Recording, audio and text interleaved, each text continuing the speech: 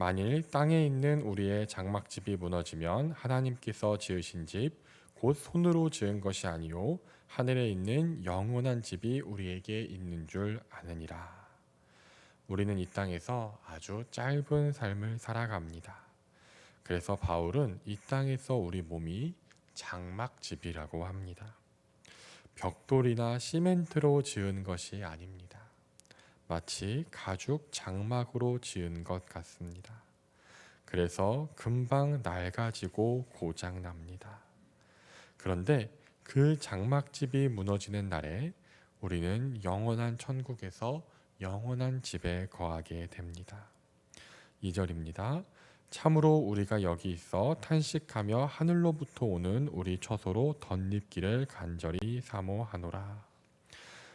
믿지 않는 사람들은 죽음을 두려워합니다. 그러나 거듭난 그리스도인들은 하늘로부터 오는 처소로 덧립는 그날을 간절히 사모합니다. 그곳이 우리의 본향이며 그곳에서 사랑하는 아버지를 만나 영원히 사랑할 것이기 때문입니다. 4절입니다. 참으로 이 장막에 있는 우리가 짐진 것 같이 탄식하는 것은 벗고자 함이 아니요 오히려 덧입고자 함이니 죽을 것이 생명의 삼킨 바 되게 하려 함이라. 그리스도인들은 이 땅에 살면서 탄식합니다. 이 탄식은 본향에 대한 그리움으로부터 나옵니다. 그러나 이 탄식이 단순히 이 땅의 장막집, 즉 몸을 버리고 떠나버리고 싶은 것으로 끝나는 마음이 아닙니다. 오히려 저 천국에서 주실 영원한 생명의 몸으로 덧입기를 소원합니다. 5절입니다. 곧 이것을 우리에게 이루게 하시고 보증으로 성령을 우리에게 주신 이는 하나님이시라. 우리가 이 땅에서도 영원한 천국을 사모하고 바라보게 하신 이가 하나님이십니다. 그리고 천국에서 새로운 몸을 입을 보증으로 성령님을 우리 안에 보내주셨습니다. 우리는 하나님의 은혜 없이는, 성령님의 역사 없이는 결코 하나님을 찾거나 천국을 사모할 수 없습니다. 하나님의 은혜 없이는 어떠한 선을 행할 수 없습니다. 6절입니다. 그러므로 우리가 항상 담대하여 몸으로 있을 때에는 주와 따로 있는 줄을 아노니. 바울은 이해하기 어려운 말을 합니다. 우리가 몸으로 있을 때 주와 따로 있다는 것입니다. 그런데 성경은 하나님께서 우리와 동행한다고 하시고 예수님께서 우리를 결코 떠나거나 버리지 않는다고 하셨습니다. 성령님께서는 우리 안에 내주하여 주신다고 하셨습니다. 여기서 바울이 말하는 주와 따로 있다는 말씀은 우리가 아직 육체 가운데 있고 천국에 살고 있지는 않다는 것입니다. 하나님께서 동행하지 않으신다는 말씀이 아니라 지금 우리가 당장 천국에서 하나님과 대면하여 살고 있는 것이 아니라는 것입니다. 그러나 우리는 그럼에도 불구하고 항상 담대할 수 있습니다. 7절입니다. 이는 우리가 믿음으로 행하고 보는 것으로 행하지 아니함이로다. 우리가 아직 육체 가운데 있고 하늘의 집에 거하지는 않지만 우리는 믿음으로 그날을 보며 살고 있습니다. 이 땅에 눈에 보이는 것을 따르는 것이 아니라 보이지 않는 영원한 하나님 나라를 따라 살아갑니다. 9절입니다. 그런즉 우리는 몸으로 있든지 떠나든지 주를 기쁘시게 하는 자가 되기를 힘쓰노라. 그리스도인들은 보이는 이 땅이 아니라 눈에 보이지 않는 하늘나라를 믿음으로 바라보고 사는 사람들입니다. 또한 이 땅에서 육신을 입고 있지만 이제 영원한 하늘집으로 새롭게 되기를 소망하는 사람들입니다. 그러기에 우리는 이 땅에 있든지 하늘에 있든지 주를 기쁘시게 해드리는 삶을 살기를 소망합니다. 즉 그리스도인의 삶은 하늘과 땅이 구분되지 않습니다. 이 땅에서의 삶과 하늘에서의 삶은 연속성을 가지고 있습니다. 그러므로 우리는 이 땅에서도 저 하늘에서처럼 오직 하나님을 기뻐하고 하나님의 기쁨이 되기를 힘씁니다. 10절입니다. 이는 우리가 다 반드시 그리스도의 심판대 앞에 나타나게 되어 각각 선악간에 그 몸으로 행한 것에 따라 받으려 함이라. 이 땅에서의 모든 삶은 예수 그리스도의 심판의 보좌 앞에 드러나게 됩니다. 그렇기에 그날을 바라보며 살아가는 그리스도인들은 예수님의 보좌 앞에서 상 받기를 힘쓰며 살아갑니다. 하늘나라 천국은 영원하고 이 땅은 아주 짧고 유한합니다. 짧고 유한한 이 땅에서의 행동에 따라서 천국에서 영원한 상을 주신다고 하십니다. 우리가 100배의 이득, 1000배의 이득 이런 표현을 씁니다. 그러나 우리가 천국에 투자하면 유한한 이 땅에서의 삶을 통해 무한하고 영원한 상급을 얻는 것입니다. 이는 1000배, 10,000배 이득이 아니라 무한배의 이득이 되는 일입니다. 천국에 쌓으시고 예수님의 심판대 앞에서 상 받으시기 바랍니다. 13절입니다. 우리가 만일 미쳤어도 하나님을 위한 것이요 정신이 온전하여도 너희를 위한 것이니. 어떤 사람들은 바울이 예수 그리스도의 복음을 위해 모든 것을 바치고 헌신하는 모습에 그가 미쳤다고 했습니다. 그러나 바울은 예수님의 복음을 위해서 미쳤든지 정신이 온전하든지 하나님을 위해 살아가며 또 하나님께서 맡겨주신 영혼들을 위해 살아감을 고백합니다.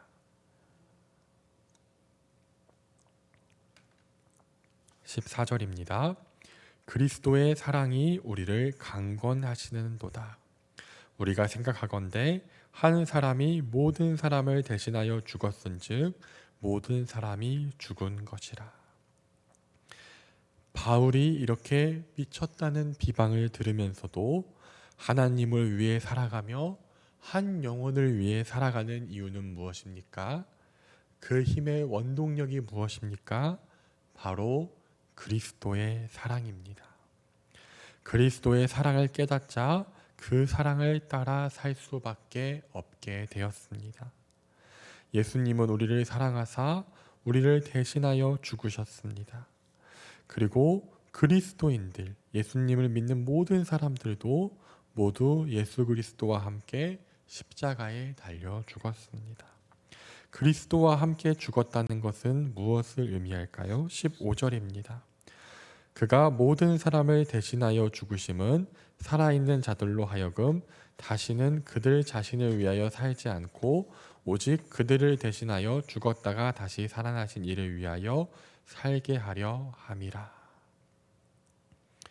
이제 나의 삶은 더 이상 나를 위한 삶이 아닙니다. 바로 그리스도를 위한 삶입니다. 이 땅에서 눈에 보이는 무언가를 쫓기 위한 삶이 아닙니다. 영원한 하늘나라를 바라보며 하늘 상급을 쌓고 하나님의 기쁨을 이루기 위해서 사는 것입니다. 그리스도께서 나를 위해 죽으시고 부활하셨기에 나도 주와 함께 죽고 주님을 위해 살게 됩니다. 그것이 그리스도와 함께 죽은 자의 삶입니다. 17절입니다. 그런즉 누구든지 그리스도 안에 있으면 새로운 피조물이라 이전 것은 지나갔으니 보라 새 것이 되었도다. 요한복음 14장 20절에 예수님께서 이렇게 말씀하십니다. 그날에는 내가 아버지 안에 너희가 내 안에 내가 너희 안에 있는 것을 너희가 알리라. 거듭난 그리스도인들은 그리스도와 완전하게 연합함으로써 그리스도의 대속적인 죽음에 힘입어 죄의 권세에서 해방되었습니다. 그리고 새 생명을 얻게 되었습니다. 이제 완전히 새로운 피조물, 즉 거듭난 사람이 되었습니다. 그리고 하나님께서는 거듭난 사람들에게 새로운 직분을 주셨습니다. 18절입니다. 모든 것이 하나님께로서 났으며 그가 그리스도로 말미암아 우리를 자기와 화목하게 하시고 또 우리에게 화목하게 하는 직분을 주셨으니, 우리에게 화목하게 하는 직분을 주셨습니다. 이 모든 은혜가 하나님으로부터 시작되었다고 말합니다. 요한일서 4장 10절입니다.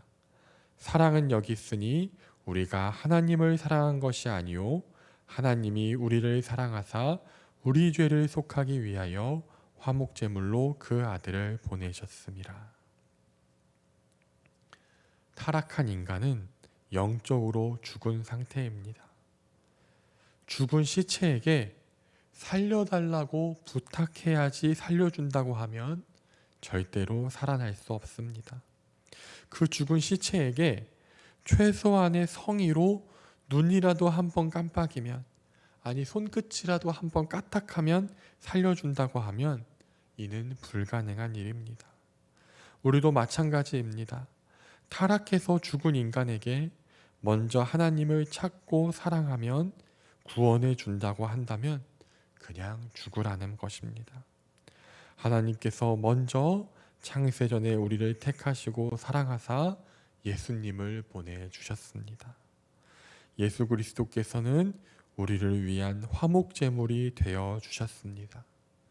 그리고 우리에게도 화목하게 하는 직분을 주십니다. 19절입니다. 곧 하나님께서 그리스도 안에 계시사 세상을 자기와 화목하게 하시며 그들의 죄를 그들에게 돌리지 아니하시고 화목하게 하는 말씀을 우리에게 부탁하셨느니라. 하나님이신 예수님께서 십자가를 지고 죽으심으로 먼저 속죄 제물이 되셨습니다. 하나님께서는 우리의 죄를 우리에게 돌리지 않으시고 예수 그리스도께 전가하셨습니다. 예수님께서는 우리 죄를 위해 죽으시고 부활하셨습니다. 그리고 예수님의 십자가를 통해 우리는 하나님과 이웃과 화목을 이루게 되었습니다. 이 사실을 우리는 복음이라고 합니다. 하나님께서는 이 화목하게 하는 복음의 말씀을 우리에게 부탁하셨습니다. 우리가 이 말씀을 듣고 살았으니 우리도 이 말씀을 전하라고 하십니다. 우리에게 이 말씀이 전해지기까지 예수님의 십자가 사건 이후로 수많은 순교자들의 피를 통해 십자가 복음이 이 땅에 도달했습니다.